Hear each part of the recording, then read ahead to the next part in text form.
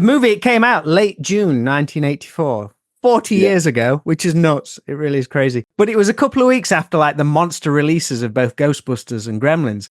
Was there any like nervousness of how the film would be received or anything by the public? Nobody knows for sure. I think John Avildsen had a pretty good idea of what he was doing. I mean, he won the Academy Award for directing Rocky, and is in his, a lot of a person that doesn't get a lot of mention these days. He passed away. Is James Craig was his camera operator, also nominated for Rocky. Even my own manager at the time said there was no demographic for this movie. There was no audience for it. So he never came to the set. He never came to meet John Avildsen or Jerry Weintraub or anybody else who these heavyweight Hollywood power hitters.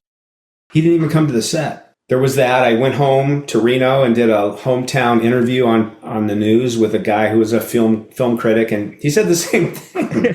Said, yeah, there's no audience for this. So all these so-called experts who think they know what they're talking about have no clue. But back to your point, you never really know how a movie is going to be received. This was kind of the little movie that could. I was sitting next to John Avildsen in a movie theater when we all went down to Westwood, which is by UCLA. College town. Usually, back then it was a happening place to go. And we saw this opening night. Man. And actually, I don't know if it was opening night or if it was pre-screen. Anyway, whatever it was, I was sitting next to John Avildsen. And at the movie's finale, when Ralph kicks Billy in the face, this whole crowd just stood up and cheered, put their hands up in the air. And there was a couple guys down in the front row who jumped up on their chairs and were like, yeah! And you could see their silhouettes on the screen.